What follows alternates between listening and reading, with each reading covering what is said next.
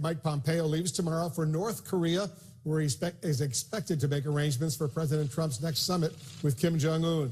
This trip comes just as the Trump team is changing its timeline for Kim to get rid of his nuclear weapons. Let's go to CNN's Brian Todd. Brian, what are you hearing? Wolf, this is a big turnaround for the Trump team, which had been pressing for North Korea to give up its nuclear weapons by the end of the president's first term.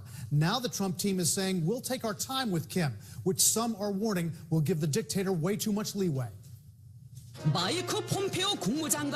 Tonight, just days before a crucial meeting between Kim Jong-un and President Trump's top diplomat in Pyongyang, an important change in tactics for the Trump team.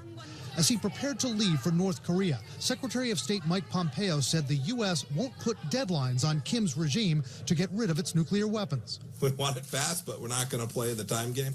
Pompeo has said more than once that the Trump administration hoped to have North Korea give up all or most of its nuclear arsenal by the end of Trump's first term in office. Only about 2 weeks ago, a Pompeo statement referred to, quote, rapid denuclearization of North Korea to be completed by January 2021. But then, at the UN, Trump said this. We're not playing the time game. If it takes 2 years, 3 years, or 5 months, it doesn't matter.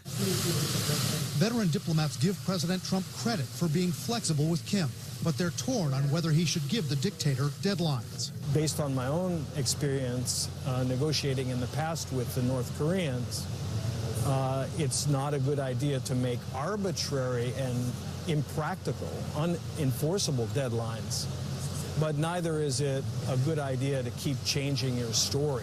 For as long as the United States is prepared to wait, and the president has suggested that we're prepared to wait a long time, it enables the North Koreans to, in effect, continue to improve their nuclear weapons and ballistic missile programs. President Trump is also getting cautioned by a political ally regarding his personal glowing over Kim. He wrote me beautiful letters, and they're great letters. We fell in love. Republican Senator Lindsey Graham says that's a dangerous tack. I'm worried that we're being played here. So I'm telling President Trump, enough with I love you. From my point of view, this love crap needs to stop. There's nothing to love about Kim Jong-un. While the Trump team tries to strike a diplomatic deal with Kim, new evidence tonight that the dictator is still acting aggressively in cyberspace. The cybersecurity firm FireEye has a new report saying a shadowy network of hackers has tried to steal over $1 billion from banks around the world on Kim's behalf. Aggressive attacks against financial institutions in at least 11 countries, according to FireEye, which says it's likely Kim's hackers have successfully stolen over $100 million over the past 4 years. Experts say this is likely the work of an elite hacking unit called Bureau 121 from North Korea's top intelligence agency. They attack banks and financial institutions, infrastructure, nuclear power plants in South Korea, as an example. And so they are very, very good.